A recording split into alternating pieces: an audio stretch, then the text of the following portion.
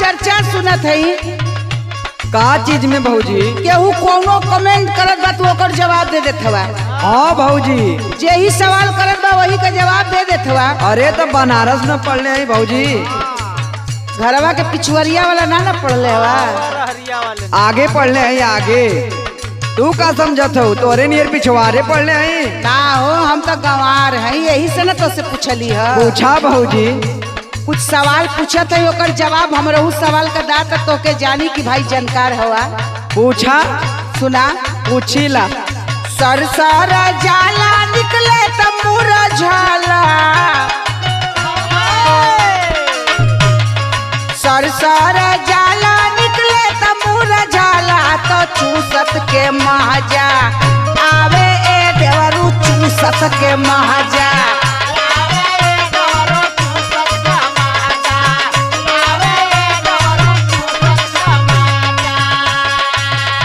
का सोचे लगला बतावा? ए भौजी, हाँ बोला। बक इतना छोट छोट सवाल पूछबी? अच्छा, मतलब ये तोहरे लिए छोट सवाल है। तब का? तो बतावा तो। ये तो चुटकी बजा के हम बता दे भौजी। अच्छा अच्छा बतावा बाबू। सुन भौजी। बोला। उखिया पेराला निकलत कमोर झाला। ओ हो सुनत हो ना भौजी? हो सुनत है। सुन, उखिया पेराला निकलत कमोर झाला, तो चूसत क महाजा आवे भौजी, चूसत के महाजा।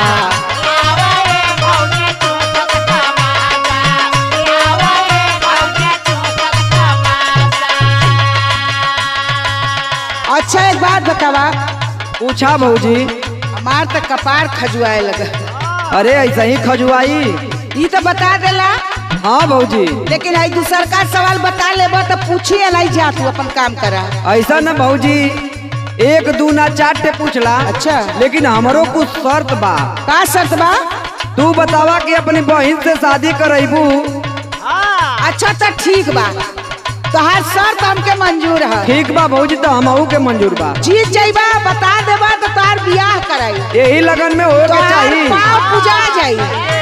और अगर ना बतावला तो पीठ पुजवावे का इंतजाम कैले रही। एकदम हम खड़ा है भौजी, खोल के तैयार है। सुना, कौन चीज मिले त मन भारी जाला,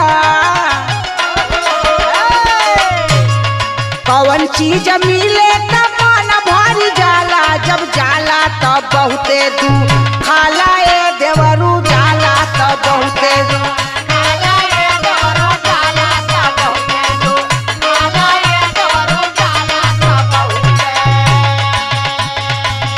अरे बाप रे बाप, ये तो बियाह वाली बात बा।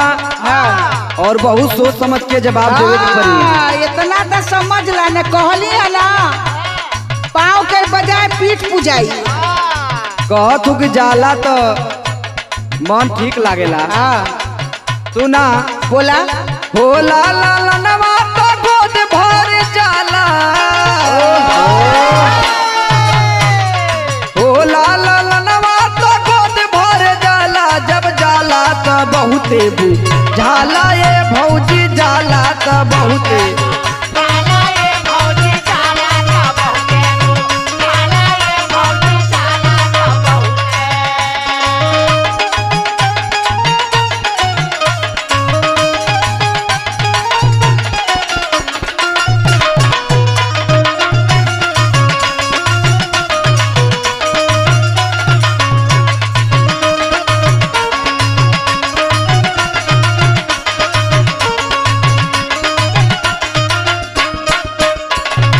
का भौजी?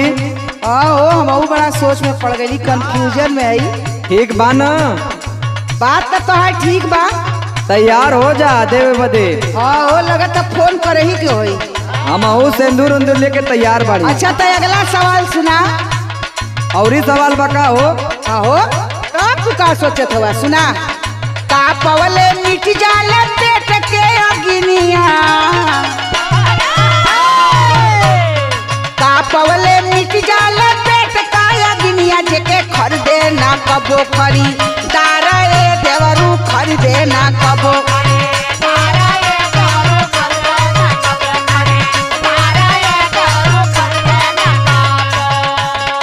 भौजी का हो हम का जनली हाँ का जल्ला इतना सस्पेंस में रख के अच्छा तू सवाल करबू।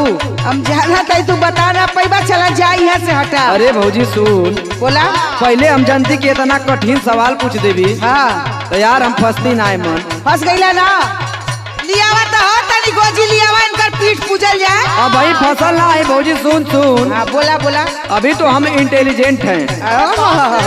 सुन भौजी सुन। बोला भोजन से मिट जाला पेट को यकीनिया।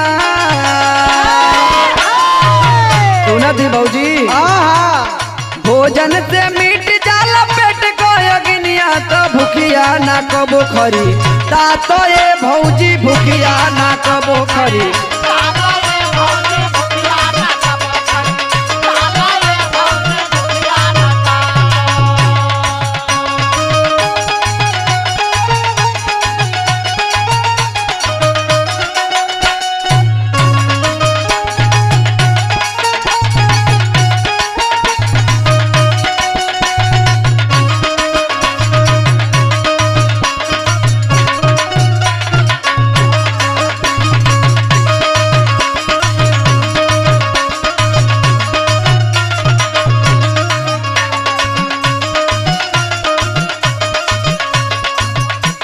कुल बता देला ना, लेकिन ऐसा चपुआ सवाल है पूछा तो यही में तोहार परीक्षा है। उकुल तो तोहे बझावे वाला रहल।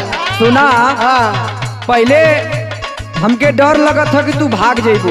नहीं हो भागब ना, अपने वादा से तू पीछे मत हटिया भौजी। तब ना भागब। सुना सुनावा 100 लोग जाले 99 ही आवे। 100 लोग जाले 99 ही आवे।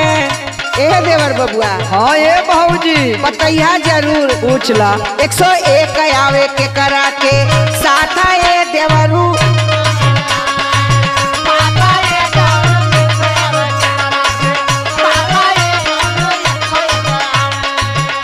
बोला बोला बोला बोला माथा चकरागल भौजी। चकरा गल ना ये का पूछ देलू हम जा सूता। इतना खोल खोल के पूछत हो। अब भाई हम तोपल पूछते खोल के तो बाद में पूछब। हमके पहिन के बतावे के पड़त है। हाँ बतावा बतावा। सुना 99 घटवा से लौटे ले भौजी। अच्छा 99 घटवा से लौटे ले भौजी। 101 आवे दुल्हन के साथ ये भौजी। एक